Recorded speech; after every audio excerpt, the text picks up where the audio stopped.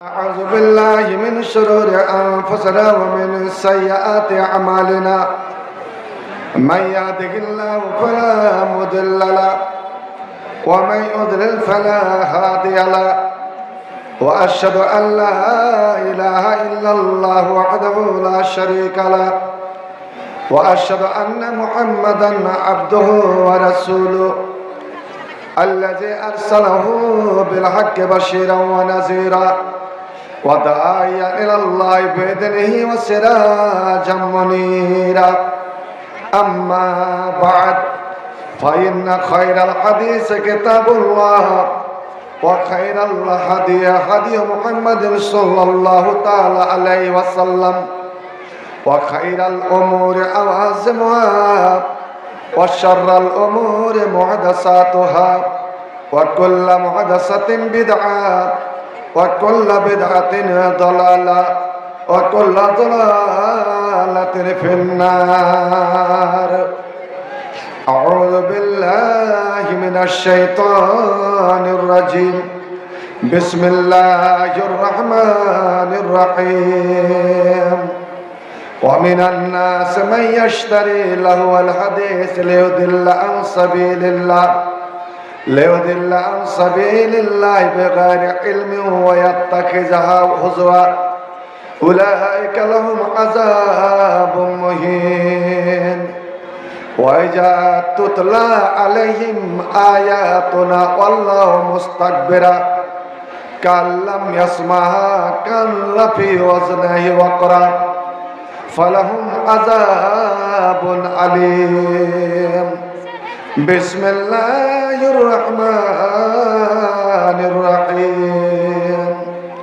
سبحان الذي أسرى بعبده ليلا من المسجد الحرام إلى المسجد الأقصى الذي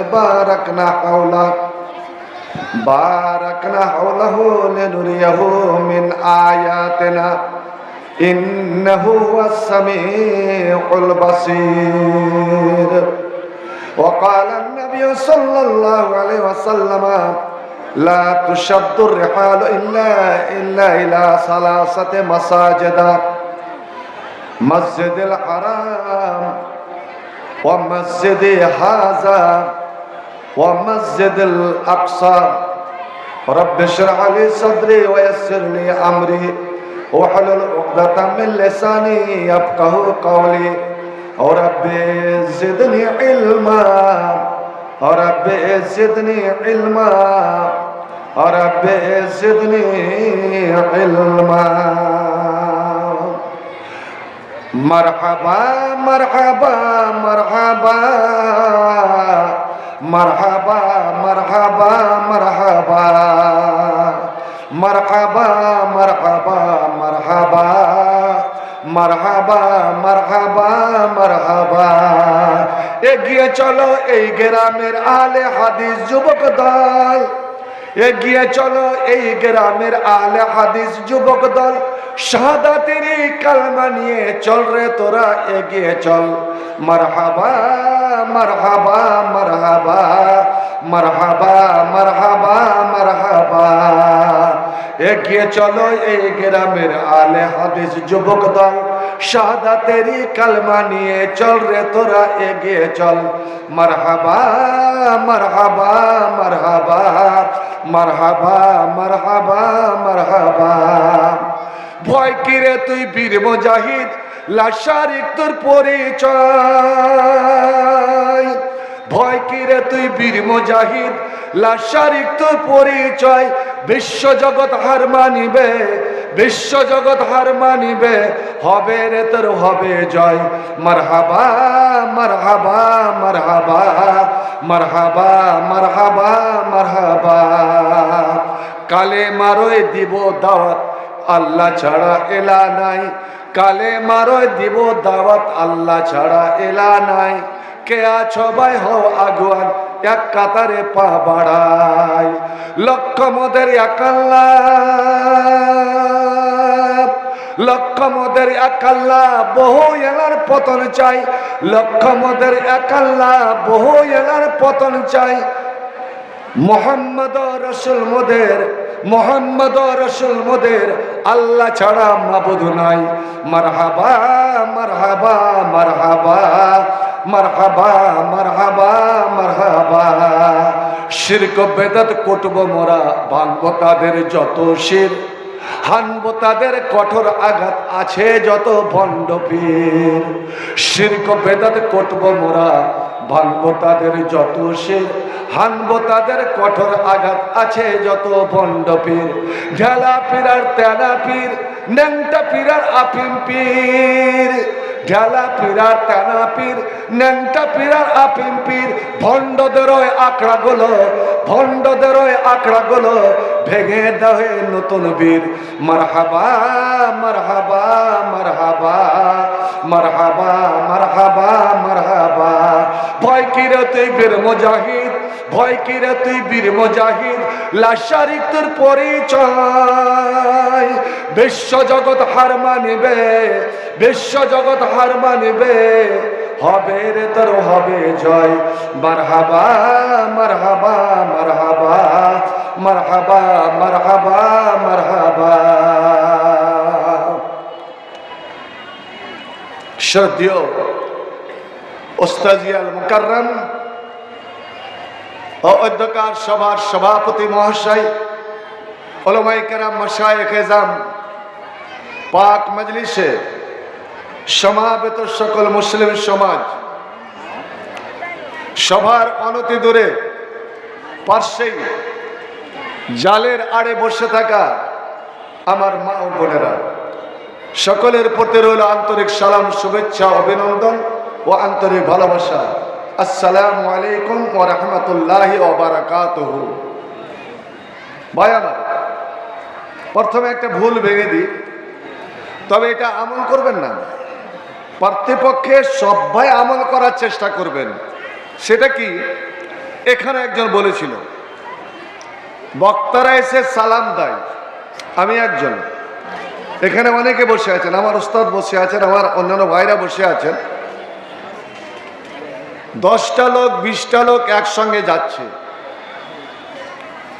এবার আপনারা বসে আছেন, আমরা কি জনে জনে আপনাদের সালাম দেব?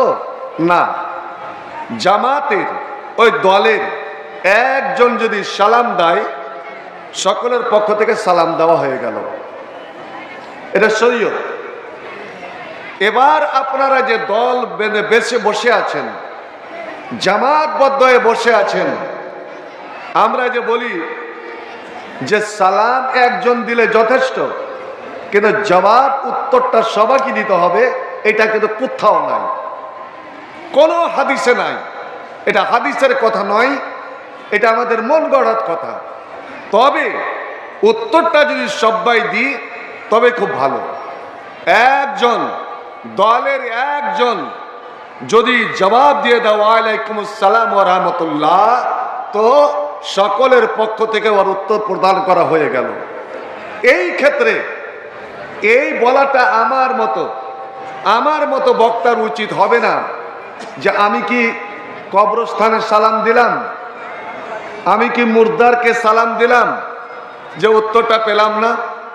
নিশ্চয় দলের কেউ না কেউ উত্তর দিয়েছেন, যেমন আমার কানে এলো কয়েকজন উত্তর দিয়েছেন। এ একটা ভাই আমার, আজ আমরা কত শান্তির বাতাবরণে, শান্তি সহকারে, কত নিরাপদে আমরা বসে আছি। আর আল্লাহ রাব্বুল আলামিন এই নিরাপদে, এই শান্তি সহকারে আমাদের আল্লাহ যেন রক্ষা করেন, হেফাজত করেন। সকলে বলো আল্লাহুম্মা আমিন। কিন্তু ভাই আমার, আজ আমরা যে দলবদ্ধ হয়ে হাজার হাজার মানুষ এখানে বসে আছি চাতক পাখির মতো, এটা যদি আজ ফিলিস্তিনের মাটি হতো, তো কোন মুহূর্তে ইসরায়েলের বোমা সেখানে পড়তো। বেছে বেছে মসজিদ গুলোতে বোমা, বেছে বেছে মাদ্রাসায় বোমা বর্ষণ করছে, আর সব তার কাট বাপ, জারজ বাপ আমেরিকার ইশারায়। ব্রিটেনের ইঙ্গিতে এবং জাতিপুঞ্জের সহযোগিতায়। বন্ধু আমার ইসলামের শিক্ষা, আমার নবী কঠোর ভাষায় সাহাবাদেরকে আদেশ করতেন, তোমরা যুদ্ধের ময়দানে যাচ্ছ, খবরদার কোন শত্রুর বয়স্ক মানুষ যেন মুসলমানের তলোয়ারে মারা না যায়, দুশ্মনের কোন নারী কোন মেয়ে ছেলে মুসলমানের আঘাতে যেন মারা না যায়, দুশ্মনের ছোট্ট ছেলে শিশু নিষ্পাপ যারা যুদ্ধে অংশ নেয় না, খবরদার তারাকে মারবে না। আমার মুসলিম সেনানায়ক, যারা অসুস্থ ব্যক্তির তুমি চুলও ছুঁয়ে দেখবে না, যারা নিজের মন্দির গির্জা সমা ইবাদতখানায় উপাসনা করছে মন্দিরের পুরোহিত ইমাম, খবরদার তার কোনো ক্ষতি করবে না। ঘুমন্ত মানুষকে ঘুমের অবস্থায় তোমরা মারবে না, ইসলামের আদেশ। খবরদার দুশ্মনের ফসল পানি নষ্ট করিও না, দুশ্মনের ফলের গাছ নষ্ট করিও না। এ হলো ইসলামের শিক্ষা। আর যারা আজ মানবতার শিক্ষা দেয়, মানবতা করে চিল্লাই, বন্ধু আমার, মোবাইল তো সকলের হাতে হাতে। একবার লক্ষ্য করেছেন যে ইসরায়েল ফিলিস্তিনের মাটিতে কি বর্বরতা, কি পশুত্ব, কি জুলুম, অন্যায়, অত্যাচার চালাচ্ছে, যে ফেরাউনের জুলুম, ফেরাউনের অন্যায় তার কাছে হার মেনে যাবে? রেহাই পাচ্ছে না কচি কচি শিশুরা, রেহাই পাচ্ছে না আমার মায়েরা, রেহাই পাচ্ছে না বয়স্করা, রেহাই পাচ্ছে না অসুস্থ ব্যক্তিরা। এমনকি আশফা হসপিটালে ১৫০০-এর বেশি রুগী চিকিৎসাধীন ছিল, চিকিৎসা হচ্ছিল, আর সেখানে বম মেরে গোটা হসপিটালটাকে উড়িয়ে দেওয়া হলো। একবার মন থেকে ইন্না লিল্লাহ বের হবে না আপনাদের? আপনি বলবেন ফিলিস্তিনের মুসলমান মারা গেল। শুনুন নবীর হাদিস, আল মুমিনু লিল মুমিনি কাল জাসাদিল ওয়াহিদ। আমার ওস্তাদ বসে আছেন, বিশ্ব মুমিন শুধু আমি আর আপনি নই, বালাপাথার শুধু মুসলমান নয়, লাতাসি তালগার আশেপাশের গাঁগুলো মিলে নয়, সারা বিশ্বের মুসলমান, কোটি কোটি মুসলমান। নবী বলছেন তোমরা এক দেহ এক প্রাণ, তোমাদের দেহ একটাই, তোমাদের প্রাণ একটাই। শুনে রাখো আমার উম্মত, আমেরিকার এক মুসলমান যদি আক্রান্ত হয় আর তুমি পৃথিবীর পূর্ব প্রান্তে থাকো, ওখান থেকে তুমি খবর পেলে যে আমেরিকা ব্রিটেনের মুসলমান আক্রান্ত হয়েছে, তুমি সেই কষ্টটা যদি অনুভব না করো, তার জন্য তোমার মুখ দিয়ে আহা শব্দ বের না হয়, জেনে রাখো তুমি মুমিন নও, তোমার জন্য জান্নাত নয়। ঈমানের দাবি করাটা তোমার অন্যায় হবে। আজ আপনারা বলতে পারেন মৌলানা ফিলিস্তিন কেন, ফিলিস্তিনের উপরে এত দরদ এই মুসলমানের? শুনুন, ফিলিস্তিনের সঙ্গে যার দরদ নাই, যার ব্যথা নাই, আমি বলছি সে মুসলিম নয়। ফিলিস্তিনের সঙ্গে মুসলমান অতপ্রতভাবে জড়িত। একটা কথা শুনে খুব সঙ্গে বলছি, আজ আমি আপনাদের সামনে তথ্য তুলে ধরতাম যেগুলো আপনারা জানেন না বা শুনেননি, এবং কোরআন হাদিসের আলোতে আমি বলতাম, কিন্তু ওই সময় সাপেক্ষ হবে না, সময় আমাকে দেওয়া যাবে না। আসুন একটা কথা জেনে রাখুন, ইসরাইল মানে ইহুদ জাতি। ইসরাইল, হযরত ইয়াকুবের নাম শুনেছেন, ইউসুফ নবীর বাপ ইয়াকুব, ইয়াকুবের নাম ছিল ইসরাইল, ইয়াকুবের নাম ছিল ইসরাইল। ওরই বংশধরকে বলা হয় বানি ইসরাইল। আর এখন নাম নিচ্ছে ওরা ইসরাইল। ইসরাইল নয়, ইসরাইল, আসলে বানি ইসরাইল। প্রত্যেক জাতির, সব জাতির একটা দুটা করে দেশ আছে। ইংরেজদের দেশ আছে, মুসলমানের দেশ আছে, চাইনিজদের দেশ আছে, বার্মিজদের দেশ আছে, সিংহলীদের দেশ আছে। দুনিয়াতে যত রকমের জাতি আছে সবারই দেশ আছে, কিন্তু ইহুদি ইসরায়েলদের কোনো দেশ নাই, এটা জেনে রাখুন। এরা হলো ভাগুড়া, এবং পৃথিবীর বুকে সব থেকে দুষ্ট বদমাশ জাতি হলো এই ইসরায়েল। নবী করিম সাল্লাল্লাহু আলাইহি সাল্লামকে এরা পাথর চাপা দিয়ে মারার চেষ্টা করেছিল। খন্দকের যুদ্ধে বাইরে 24,000 কাফেরেরা মুসলমানকে ঘিরে রেখেছে, আর ভিতরে ভিতরে ইহুদিরা সিআইডি পাঠিয়ে মেয়েদের মধ্যে, মুসলিম মেয়েদের মধ্যে আক্রমণ করার চেষ্টা করেছিল।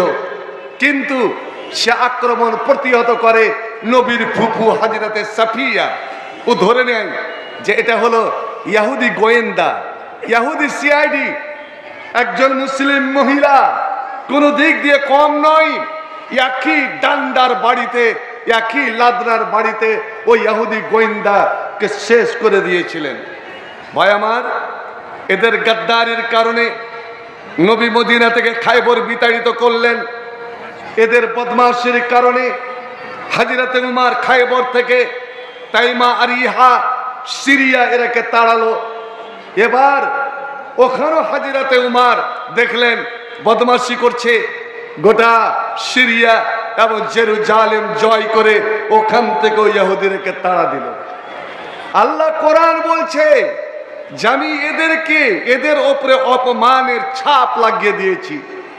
জরবাত আলাইহিমুজ জিল্লা ওয়াল মাসকানা, পৃথিবীর বুকে সব থেকে অপমান দাঁড়ে দাঁড়ে ঠোকর খাওয়া জাতি হচ্ছে এই ইসরায়েল।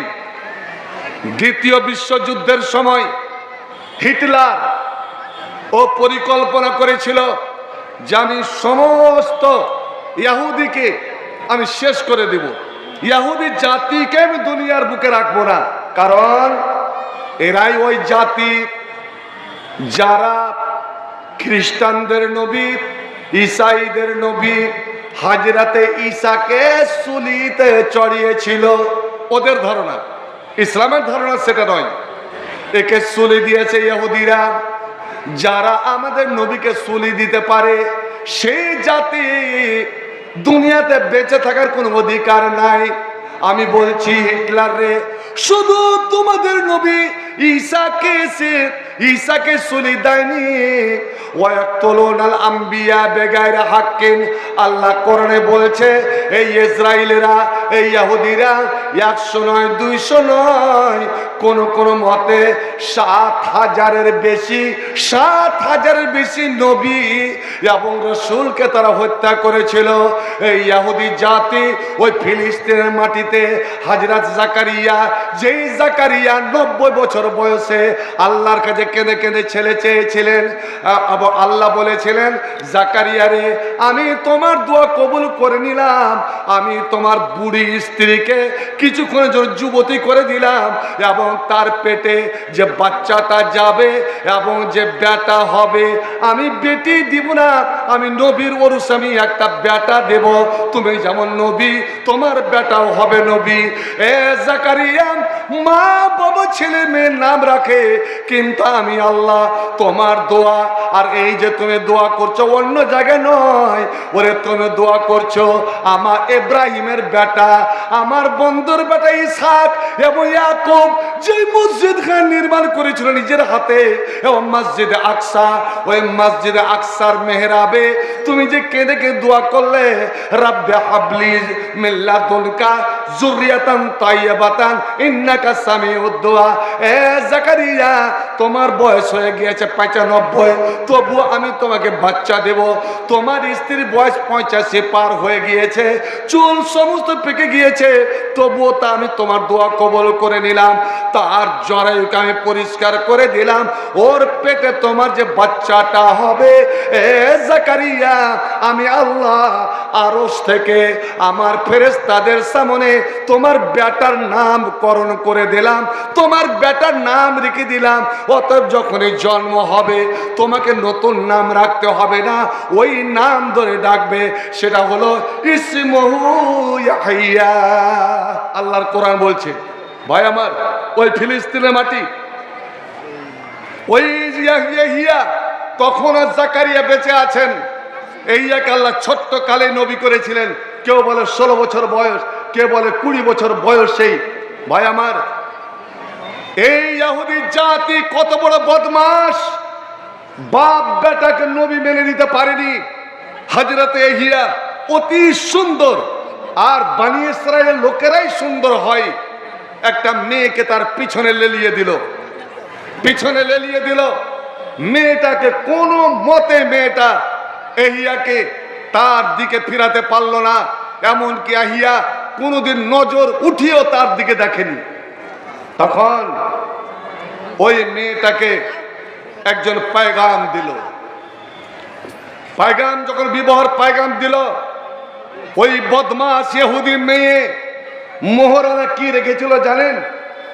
আমি তোরে বিয়ে করব, কিন্তু মোহরানা এই জাকারিয়ার বেটা ইয়াহইয়াকে হত্যা করে তার মুন্ডটা, তার মাথাটা একটা প্লেটে নিয়ে ওর বাপ, বুড়া বাপ জাকারিয়ার আগা দিকে রাখতে হবে। ভাই আমার, আপনি জানেন, আপনাকে যদি জিজ্ঞেস করা হয় যে নবীদের দেশ কোনটা, নবীদের দেশ, কি বলবেন? একটা জিনিস জেনে রাখুন, আরজুল আম্বিয়া হিয়া ফিলিস্তিন। নবীদের আরবে খুব নবী পয়দা হয়নি, 3 থেকে 5টা নবী আরবের মাটিতে। আপনার কাবা শরীফ, বাইতুল্লাহিল হারাম, এর সম্মান খুব। যেখানে 1 রাকাত নামাজ পড়তে গেলে পৃথিবীর যতগুলো মসজিদ আছে, মদিনার মসজিদ আর বাইতুল মুকাদ্দাস ফিলিস্তিনের মসজিদ ছাড়া যতগুলো মসজিদ আছে, 1 লাখ রাকাতের তফাৎ। তবু এত সম্মানী জায়গা হওয়া সত্ত্বেও আল্লাহ সব নবীকে এখানে কিন্তু জমা করেনি। অনেক নবী ওরা মক্কা আসেননি, কাবা আসেনি, কিন্তু 1,24,000 মতানুসারে 1,44,000, 1,74,000 সব নবীকে ফিলিস্তিনের মসজিদে আকসাতে বাধ্য হয়ে জমা হতে হয়েছিল। আমি যদি ভুল তথ্য দিই, আমার ওস্তাদ আমার নিঃসন্দেহ করে দিবেন। সব নবীকে, এবং হযরত ইব্রাহিম তেনাকে বলা হয়, আর দরকার আছে জেনে রাখুন, ইব্রাহিমকে বলা হয় জাতির জনক, মুসলিম জাতির পিতা। আমরা অনেক জায়গায় জিজ্ঞেস করি মুসলিম জাতির পিতাকে বলো তো বলে দেয় আদম। আরে আদম হিন্দুর গো বাপ, নরেন্দ্র মোদীরও বাপ, আমারও বাপ, সারা বিশ্ব মানবের বাপ হলেন আদম। কিন্তু হযরত ইব্রাহিম মুসলিম জাতির পিতা, মুসলিম জাতির পিতা। তিলকা আবুকুম মিল্লাত আবিকুম ইব্রাহিম। এবং হযরত ইব্রাহিমকে বলা হয় আবুল আম্বিয়া, নবীদের বাবা। হযরত ইব্রাহিমের নসল থেকে, ইব্রাহিমের বংশ থেকে 100-200 নয়, 77,000 একটা নবী, 77,001। ইব্রাহিমের 2 ছেলে ইসমাইল এবং ইসহাক। ইসমাইলের বংশ থেকে আমার আখেরি নবী জনাবে মুহাম্মদ রাসূলুল্লাহ সাল্লাল্লাহু আলাইহি সাল্লাম মক্কাতে জন্মগ্রহণ করলেন।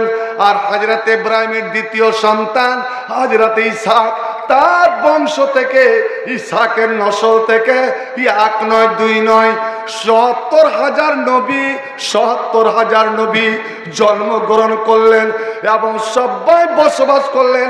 যে যেখানে থাক না কেন ওই 70,000 নবীকে ওরাকে একদিন ওই ফিলিস্তিনের মাটিতে, ওই জেরুজালেমের মাটিতে, ইসরায়েলের মাটিতে তাকে আসতে হলো। সব নবী ইব্রাহিমকে যখন ওর বাপ তাড়িয়ে দেন, ইব্রাহিম বলেছিলেন ইন্নী যাহিবুন ইলা রাব্বি সায়াহদিন, আব্বা আপনি আমাকে তাড়ালেন, আমি আমার রব্বের কাছে যাচ্ছি, রব্বের কাছে যাচ্ছি, আমার রব আমাকে রাস্তা দেখিয়ে নিয়ে যাবে। ওটা কোন জায়গা?